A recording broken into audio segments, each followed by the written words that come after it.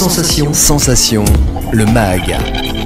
Bonjour à tous, bienvenue sur Sensation. En avril 2024, Omar Sy était à Trappes pour inaugurer le cinéma Omar Sy Grenier à Sel. Ce nouveau nom survient après plusieurs mois de travaux du désormais ancien cinéma Jean Renoir. Pour en parler avec nous, je suis aujourd'hui avec Cyril Sucharo. Vous êtes responsable du cinéma Omar Sy Grenier à Sel. Bonjour. Bonjour.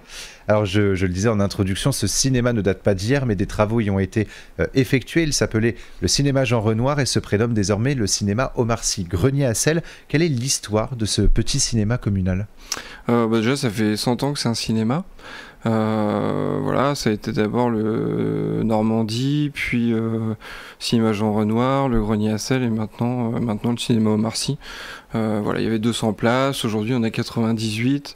L'idée c'était de coller un peu plus aux normes de notre époque, tout simplement. Et aujourd'hui, les cinémas comptent pour beaucoup une dizaine de salles et sont gérés par des groupes. Pourquoi il est essentiel de poursuivre une proposition culturelle cinématographique au sein de petites salles de spectacle ? Pourquoi finalement vous êtes attaché à cette salle de cinéma communale ? Déjà, les trappistes y sont attachés. Après, c'est vrai que nous, notre mission n'est pas la même que les multiplexes auxquels vous faisiez référence. On fait exister beaucoup plus le cinéma indépendant et ces rencontres autour des films. Donc c'est vrai que c'est aussi le rôle d'un cinéma de quartier, d'être un lieu ouvert dans lequel on puisse échanger sur des phénomènes de société tout simplement, voilà, ou le quotidien. Et le changement de nom n'est pas donné au hasard. Vous avez décidé de mettre Omar Sy à l'honneur, devenu un acteur international qu'on ne présente plus, et encore moins à Trappes, puisqu'il a grandi dans cette commune. Au-delà d'un hommage, c'était une évidence de donner le nom d'un grand acteur venu du territoire. Oui, c'est une très bonne idée qu'a eu M. Ali Rabet, notre maire.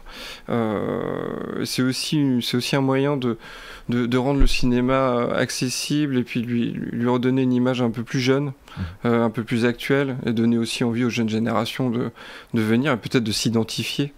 Justement, est-ce que Omar Sy, quand vous lui avez peut-être présenté ce projet de donner son nom au cinéma, comment est-ce qu'il a, on va pas dire réagi, parce qu'il a accepté, donc on imagine qu'il a réagi positivement, mais est-ce que lui aussi, ça lui tenait à cœur d'avoir ce côté cinéma indépendant, ouverture au public, de la culture cinématographique, etc.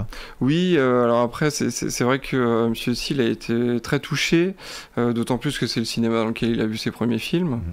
Voilà, et puis devant tout Trappes, comme il l'a si bien dit, il a une reconnaissance à l'international dans sa carrière, mais c'est vrai que d'avoir la reconnaissance des trappistes, c'est encore autre chose pour lui. C'est ça, c'est ce qu'il a dit devant les médias. Il a dit, je cite, la reconnaissance des trappistes vaut plus que tout le reste. Alors on va désormais parler de vos ambitions à travers ce cinéma. L'idée principale, c'est bien entendu de proposer des films actuels et anciens. Pourquoi vouloir projeter des films cultes et anciens ?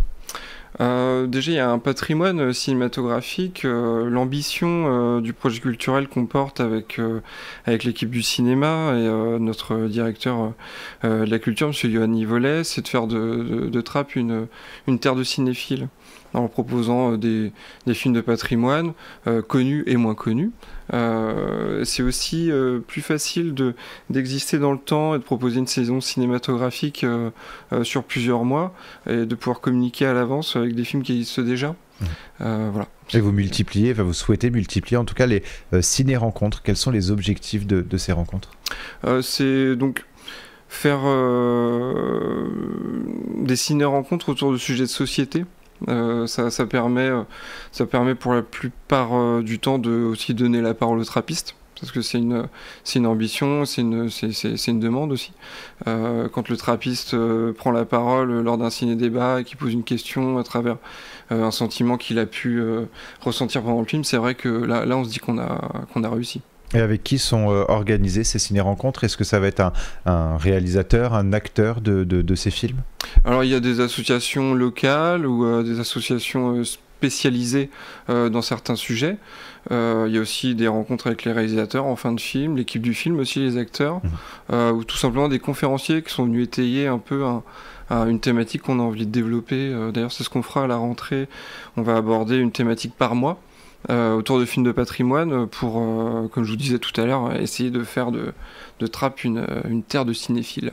Alors, une des volontés du conseil municipal de Trappes, si j'ai bien compris, c'est justement de permettre aux jeunes de s'intéresser et de pratiquer le 7e art à travers le cinéma Omar Sy Grenier-Assel. À Trappes, de la maternelle au lycée, les élèves sont amenés à étudier le cinéma. Le 7e art doit, selon vous, permettre aussi une réflexion auprès des jeunes. Il ne s'agit plus seulement de regarder un écran, mais de comprendre tous les enjeux et toutes les ambitions d'un film. Oui, tout à fait.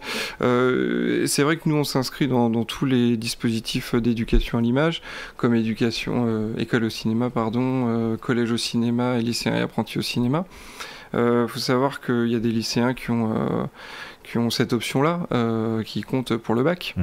Donc c'est sûr qu'entre la maternelle et le lycée, tout du moins les élèves qui font partie de ces classes qui adhèrent à ces dispositifs-là voient plein de films. Tous ces films sont introduits par nos équipes pour leur expliquer la vie du réalisateur, qu'est-ce qui l'a amené à faire ce film, et aussi prendre conscience des sujets qui peuvent être abordés.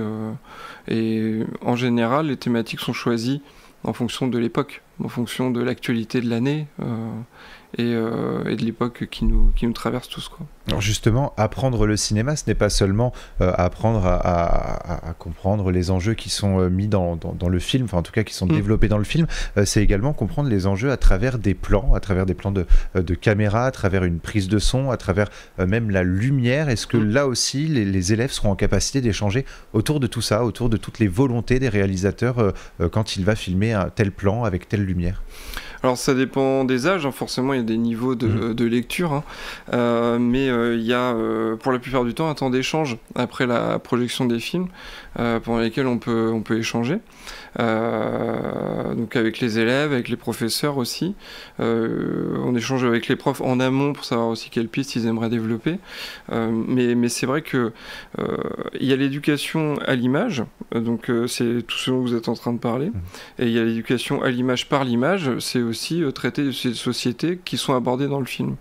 Et ça, c'est des temps à chaque fois qui sont définis aussi un peu en fonction de comme je disais, des professeurs, mais aussi en fonction du film. Ça dépend des films. Il y a des films sur lesquels on peut s'appuyer beaucoup parce que ça va être un très bel exemple d'éclairage, de lumière, de chef-op talentueux, et d'autres films qui vont être plus tournés vers le documentaire ou la lumière naturelle, où là le propos sera un peu plus sur les fondements du film et tout ce qu'il a à dire, quoi. Et vous allez d'ailleurs plus loin dans cette volonté de nouer un lien entre le cinéma communal et les différents publics, notamment avec au niveau du prix des places qui n'excèdent pas les 6 €, un prix qui double facilement dans les autres cinémas. Pourquoi vouloir garder ces prix attractifs pour les publics ? Alors déjà, monsieur le maire tient à dire que les tarifs n'ont pas augmenté d'un seul centime, alors qu'il y a eu quand même 1,4 million qui ont été investis pour la réhabilitation de ce cinéma. Il veut que ça reste accessible à tout le monde. C'est aussi un argument pour pas contrecarrer les multiplex, parce qu'on n'y arrivera jamais, mais il faut rester aussi attractif, que tout le monde puisse s'offrir une place de cinéma. C'est vrai qu'une famille avec 3 enfants, même si la place était que à 6 €, ça commence à chiffrer très vite.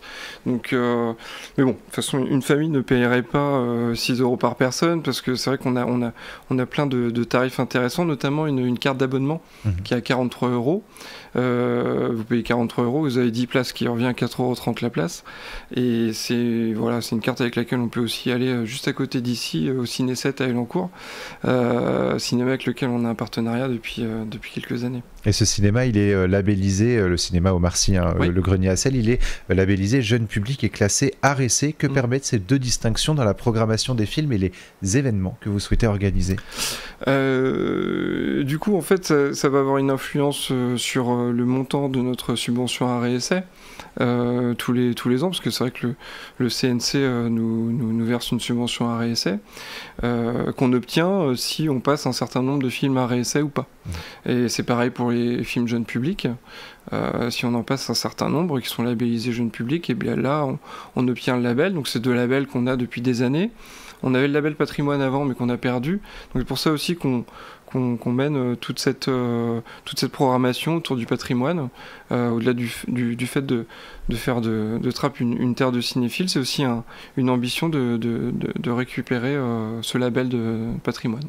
Voilà. Merci beaucoup Cyril Sucharo d'avoir été avec nous sur Sensation. Je rappelle que vous êtes le responsable du cinéma Omar Sy Grenier à Sel. Pour plus d'informations et pour accéder notamment à la programmation, on peut se rendre sur le site cinémagrenierassel.com ou en tapant tout simplement cinéma Omar Sy Trappe dans la barre de recherche. Et pour revoir ou réécouter cette émission, rendez-vous sur notre site, notre chaîne et notre application Radio Sensation.